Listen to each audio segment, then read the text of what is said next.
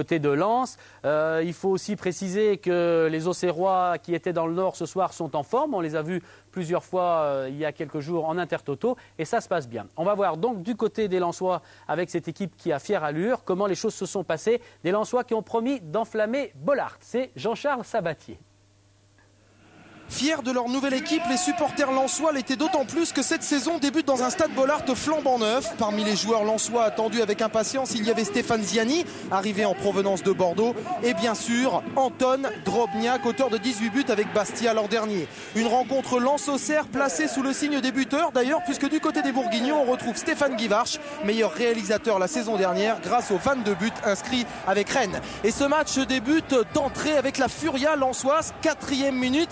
Ziani va se retrouver sur la droite après un superbe 1-2.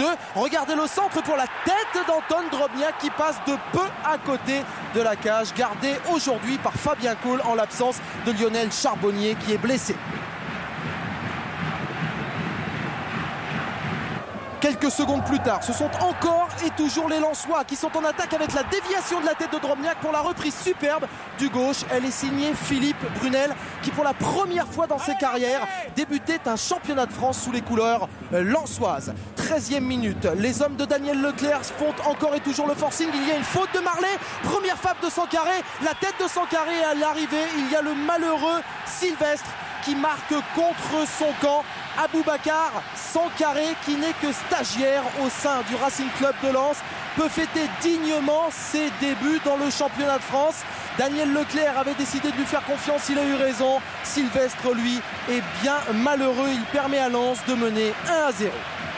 20 minutes, c'est très exactement le temps qu'il va falloir aux Auxerrois pour placer une première action. Coup franc de Diomède, reprise et remise de Marley pour la frappe de Sabri Lamouchi en demi-volée.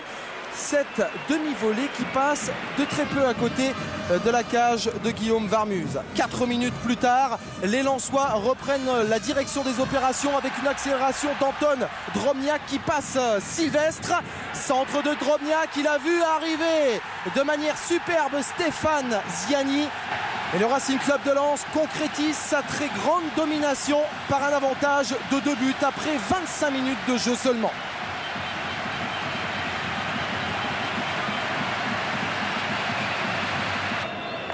Il reste 5 minutes à jouer dans cette première période. Le moment choisi par les Auxerrois pour tenter une réaction avec un ballon dans l'axe qui avait été donné par Sabri Lamouchi à destination de Lachuer. Et dans les arrêts de jeu, cette tête de Guivarch qui rebondit sur la barre transversale. Cette réaction auxerroise arrive un peu tard car quelques instants plus tard, monsieur Coué, l'arbitre de cette rencontre, va siffler la mi-temps. Mais quelle occasion pour Guivarch. En tout cas, dans les tribunes, le public lensois l'a compris, c'est la fête. Résultat, c'est une hola.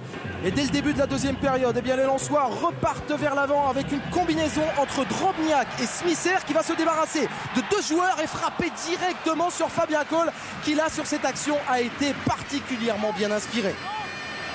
Par la suite, le match va un petit peu se ternir, mais dans les dernières minutes de cette rencontre, eh bien, tout va s'accélérer. Exemple du côté d'Auxerre avec ce 1-2 entre Diomède et Lamouchi. Frappe superbe et quel arrêt de Guillaume Varmuse qui vient ruiner quasiment tous les espoirs des Auxerrois et notamment ceux de Sabri Lamouchi.